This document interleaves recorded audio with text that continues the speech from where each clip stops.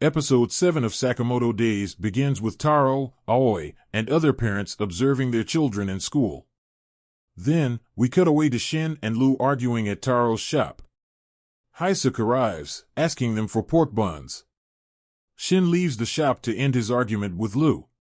Lu tells Hysuke to leave the shop and he does. Later, several men arrive at Taro's shop.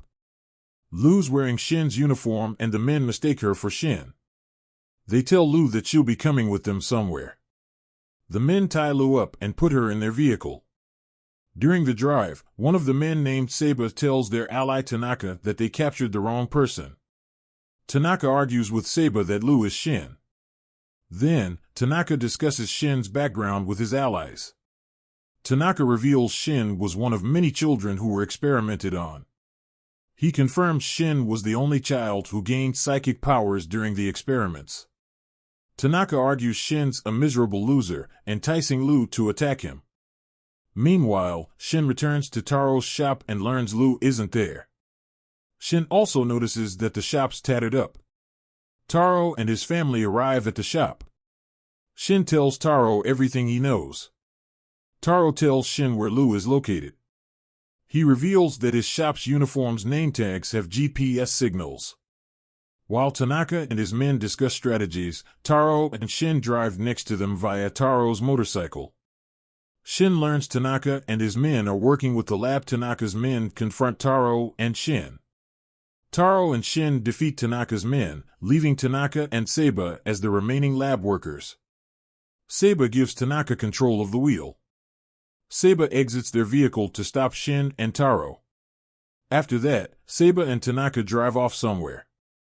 Taro and Shin no longer have their motorcycle and Taro reveals the name tag's GPS stopped at Okutabe. Shin informs Taro about the lab. He says it's an unauthorized research facility and his former home. Shin and Taro take a bus to the Okutabe Science Museum. The former tells the latter that the lab workers use this to hide their true facility's location.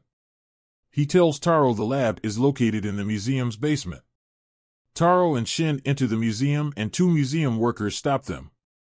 They snap photos of Taro and Shin while they're wearing dinosaur disguises.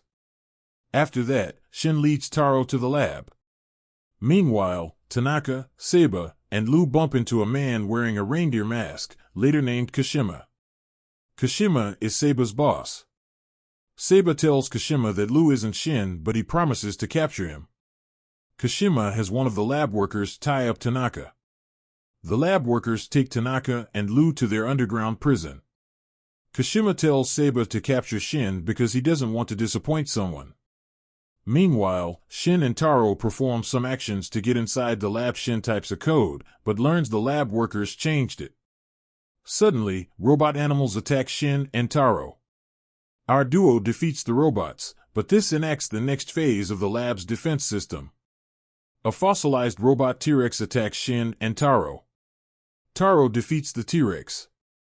Meanwhile, Dr. Ishikawa, a lab scientist, complains to one of Kashima's men that he can't complete his task. The man shoves Ishikawa to the ground. Before he shoots Ishikawa, Taro and Shin arrive and stop him. Ishikawa tells Shin that an assassin group seized the lab a year ago.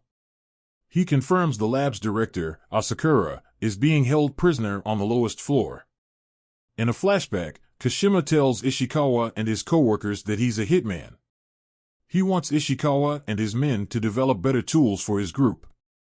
In the present timeline, Ishikawa says Kashima has strong leaders under him. Ishikawa senses one of Kashima's leaders is nearby. He and the others shove Taro and Shin in lockers before one of the leaders arrives. Meanwhile, Lu tries to destroy her prison cell with a rock. Asakura stops Lu. He wants to chat with Lu and Tanaka about a prison break scheme. Concurrently, Mad Horiguchi, one of Kashima's leaders, attacks Ishikawa. Mad knows Ishikawa and the others are hiding something from him. Shin stops Mad from harming other scientists. Mad stabs Shin with a needle that switches Shin's words when he talks. Then, Taro punches Mad into a computer desk.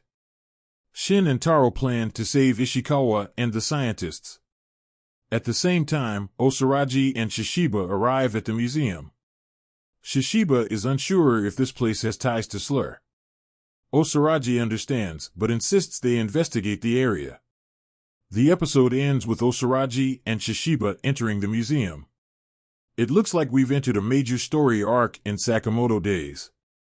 Based on this chapter's events, fans can anticipate this arc will delve into Shin's history, with the lab seeing what this arc says about Shin's origins and relationships with the scientists will keep fans hooked. Based on Shin's words, we can assume he had close ties with the folks at the lab. This is a nice way to subvert folks' expectations. Normally, children who succumb to lab experiments have poor experiences with those who experimented on them. Therefore, it's refreshing that Shin may not despise the lab staff. Yet, that could change depending on what's revealed in future episodes. On the other hand, this episode introduced us to Kashima and his leaders. Based on Shishiba and Osagirai's words at the end of the chapter, we can assume Kashima's boss is Slur. We'll have to wait and see if that's the case though. Nonetheless, Kashima and his men evoke a spooky presence, and we're certain fans will be happy to learn more about his group. But all in all, this was an enjoyable chapter of Sakamoto Days.